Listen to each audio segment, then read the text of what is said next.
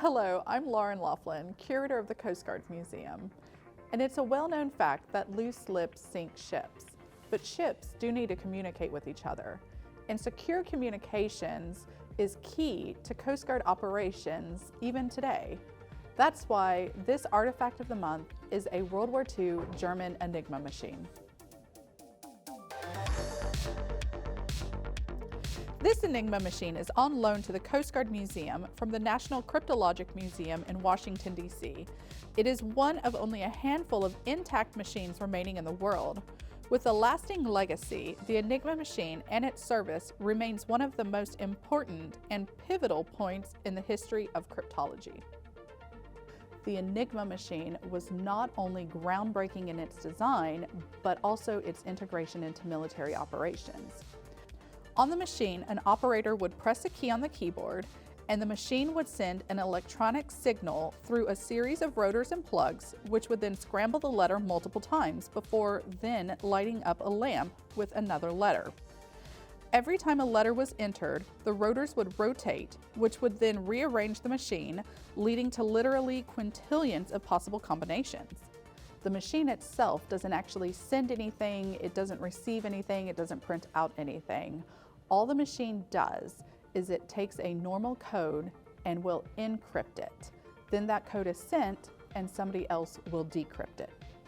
The Enigma network was used to transmit top secret information regarding military operations, most notably the positions of German U-boats, which were stopping the effective flow of supplies to Allied countries. German U-boats even used a separate Enigma network as well as an improved machine with an additional rotor set, making their message the most encrypted message in the world. However, despite being a technical marvel, the Enigma machine did have limitations. One of those limitations was that a letter could not become itself in the encryption.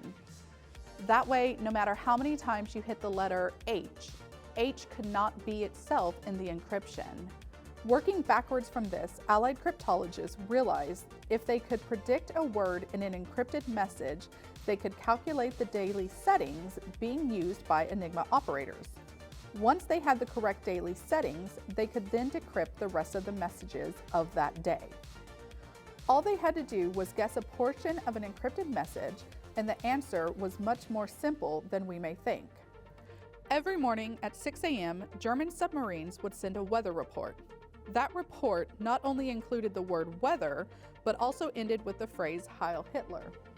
Using what was called a bomb machine to speed up the process, the Allies were now operating one of the world's first computers. Cryptologists became so effective that on many occasions the German communications were decrypted before morning reveille.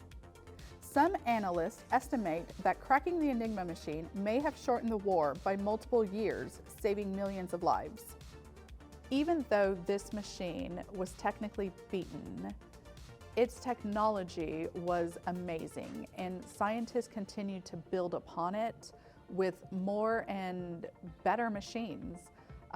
Those machines evolved, and nowadays we call them computers. We have them in our offices, we have them at home, we have them in our pockets, and we use them multiple times a day to send messages all around the world. Maintaining secure communications in the world's waterways is more important to the Coast Guard than ever. With the first cyber majors graduating this year, the Coast Guard is staying ready, relevant, and responsive in the age of information.